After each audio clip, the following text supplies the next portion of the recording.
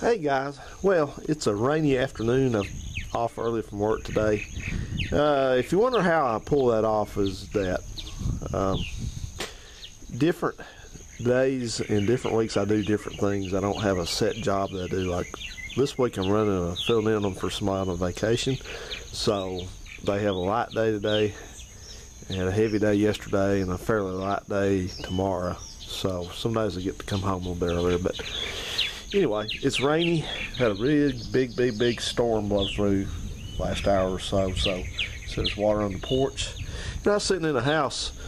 I went and had some lunch, and then I was sitting in the house before I did that, and I saw lightning flash out here, hit very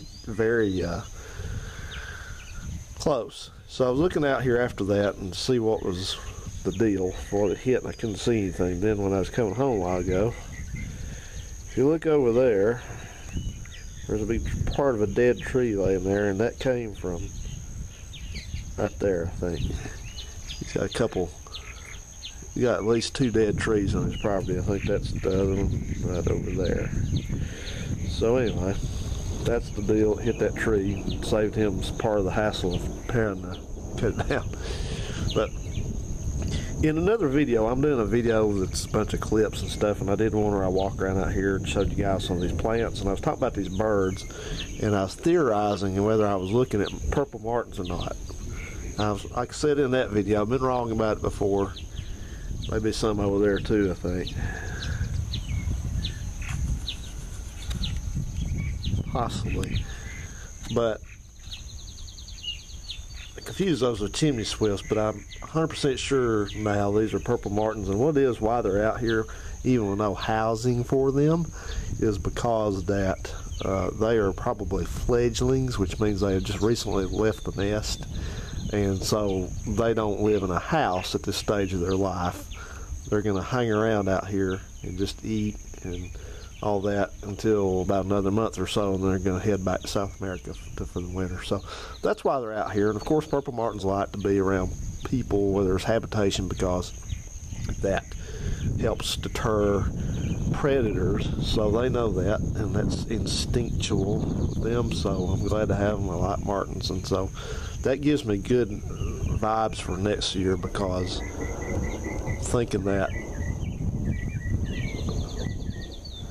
I'm thinking that I may put houses out next year and get some good houses together, some expensive ones, unfortunately, and hopefully these guys are the ones that have already, the adults already know where to go for housing, because they've got what this means is, and I'll cut this short because I got to do something else in this video, but what that basically means is these are the juveniles, and they don't have a set, they're out of a colony, which that means, long story short, means that somewhere around here, in a few miles around here, there's an established colony of them.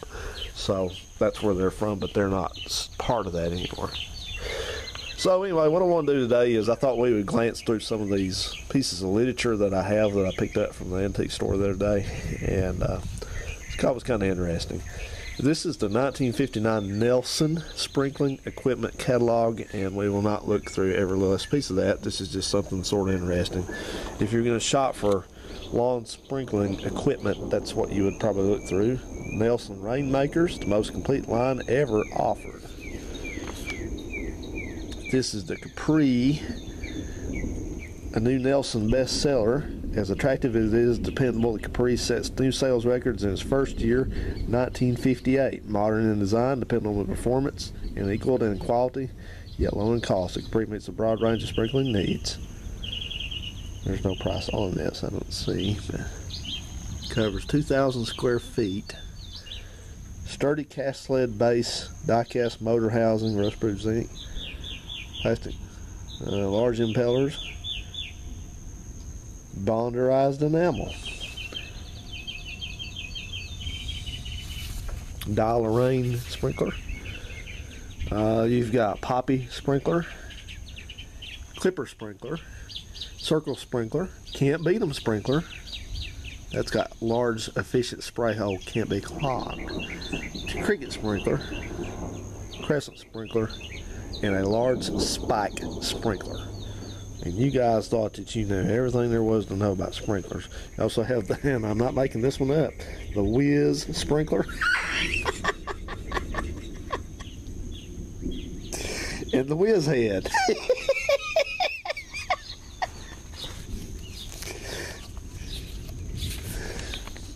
We have the Pat nozzle, the Flaring Rose, the Dixie nozzle, the Hot House. That's where we're at right now. The Rainbow nozzle and the Silver Spray head for permanent underground sprinkler systems. Individual head valves adjust spray size, coverage, and shutoffs. Heavy rubber shield provides exclusive safety feature for playground area, protects mower blades. The new trigger nozzle. Now, I've said this before when we're looking through the Montgomery Ward catalog. Back in these days, everything could be talked up and advertised. Everything. Like the way it's made, the handle, the style, the color, everything. Oh, looks like I have maybe an insert here. Excuse me. Let's see what we got. No, it's made, well, yeah, it's, oh, I don't know what I got here, actually. Anyway, never mind that. Don't worry about that. Siamese couplers, snap-on coupling, gooseneck, and a filter washer. Filters debris from getting into your sprinkler. This is just looks like a, you get a dealer discount of 33rd and the 3rd percent if you're a dealer. L.R. Nelson Manufacturing Co. 1725 Southwest Washington Street, Peoria, Illinois. Y'all live near Peoria? And this has that kind of that nice musty book smell, like it's been put away for a long time. Yeah. Rainbird Impulse Sprinklers. The Hawk. These people are serious about sprinklers. Perfect clenching all brass coupling. This is basically for dealers. This is a dealer book. This is not really for you know, Sue's got a display rack here. On wheels too. It's free when you order the fast selling Nelson products that go with it. It only takes up 20 by 20 floor space. It's not bad. Nelson Rainmakers are also profit makers. You got that right. I wonder, without taking the time to look on the internet, I wonder if Nelson is still in business. I hope so, after all that work they went to advertise their stuff. Okay, here's one of interest to me for sure. This is the 1968 Plymouth. This is a dealer brochure. When you walked in the dealership as you do now, you could find these, and they talked up their various cars. This covers the VIP Sport Fury 3, 2, and 1 plus wagons. The distinct big cars of '68. Cars that handle drive as if there were no such thing as a bad road. Cars whose resale value has shown the greatest improvement year after year of any competitive automobile. They didn't say competing automobile, they said competitive automobile. They're part of the beat, a movement, an awakening. The Plymouth Win You Over beat goes on. And the beat goes on. Now I have a Fury 3 convertible, or what's left of one.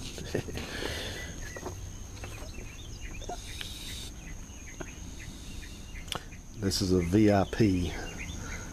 This was supposed to, what a VIP was intended to do is compete with like a Ford LTD and a Chevrolet Caprice, like the most fancy version, or somebody said fancy pants version of a car. VIP. This is the kind of car some people pay a lot more for and often get a lot less. Well, you got that right. Lights. In the trunk, the glove box, C-pillar lights on both sides, courtesy lights. Even turn signal indicators mounted on top of the front fenders where you can see them without looking away from the road. Time delay, ignition switch right. Lights, auto speed control, optional. Tilt-a-scope, optional. Deluxe steering wheel.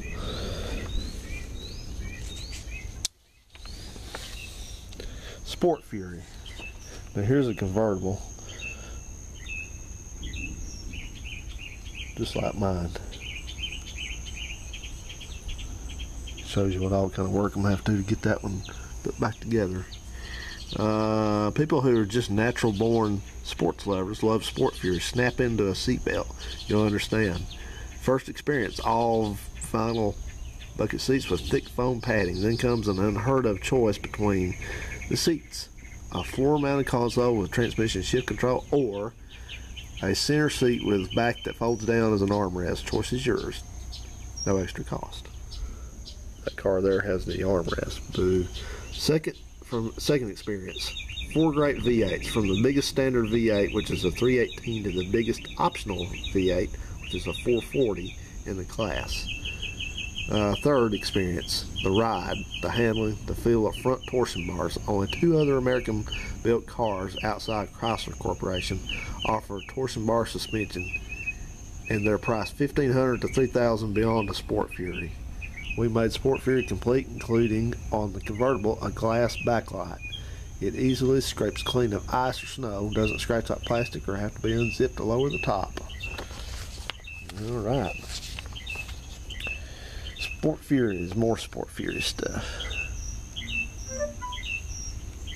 That's the color my car is. Yeah, it looks like B5 blue, but it's not B5. It's the predecessor to B5. It's before they changed the terminology. One thing I see different is the molding is a little bit different. That has something on the very front. Mine does not have. Mine has just a call out for the engine size up there. It does not have that red, white, and blue badge. That one has a console in it. And see, those are the wheels mine has on it, and I thought they weren't right for that car, but evidently they are. That's the fast version. Fast, I don't know if that's what's the one they call the fast top. That's the one I like.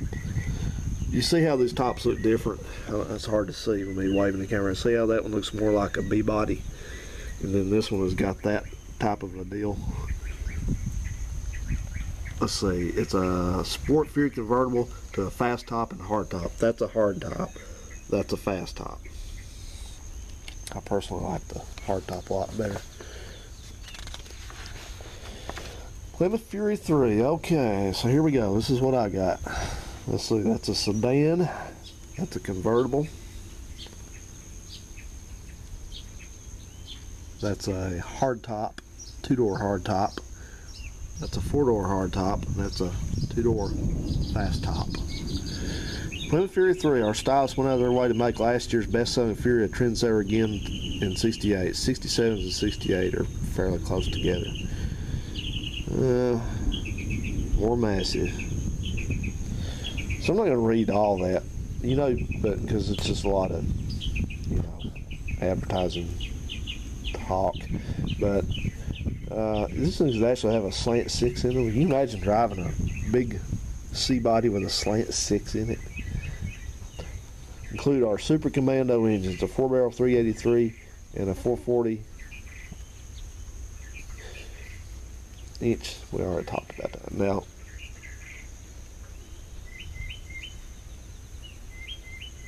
ooh, a Commando 383. That's the 2-barrel. That's the one. Whoops, that's the one mine has in it. It originally came with.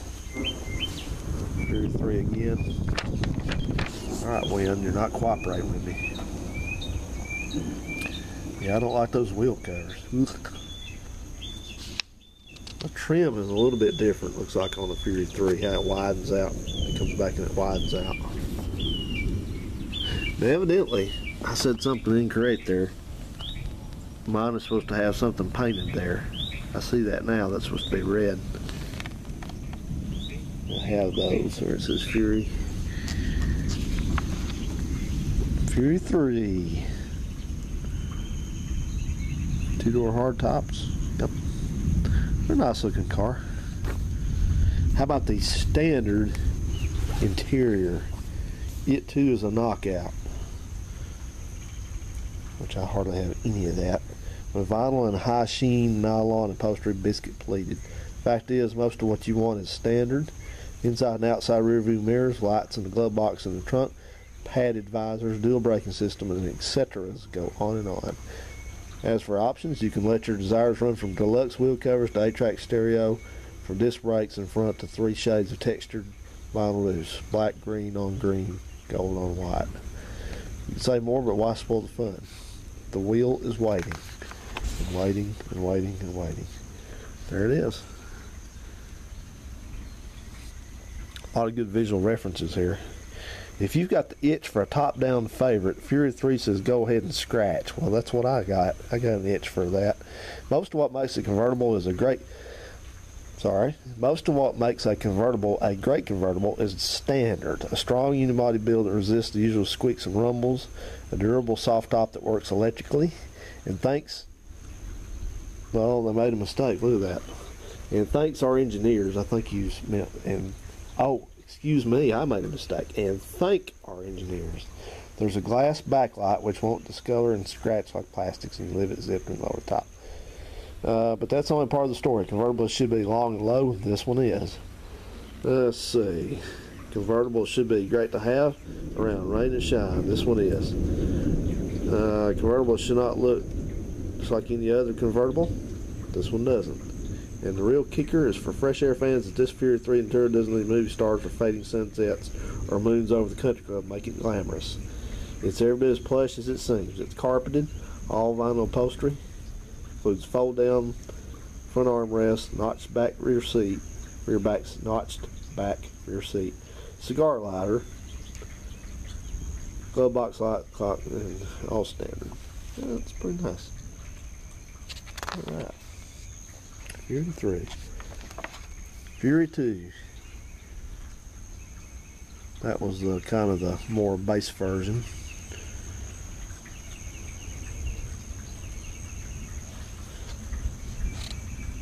You see, I'm going to have to go to some effort to find stuff that's specific to Fury 3 because it's lots of changes.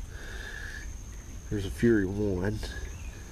Fury is the car that's winning the west, east, north, south, and all points in between. These 2- and 4-door sedans are a couple other reasons why Plymouth popularity is making such a grand sway. There's a Fury 1 Plymouth area inch. Young, strong, and above all practical.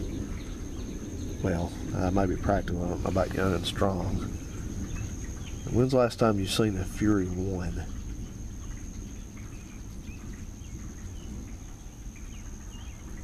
So in that one, you could either get a 225 slant 6 or a 318. Yeah. And you notice I always put the base cars at the back.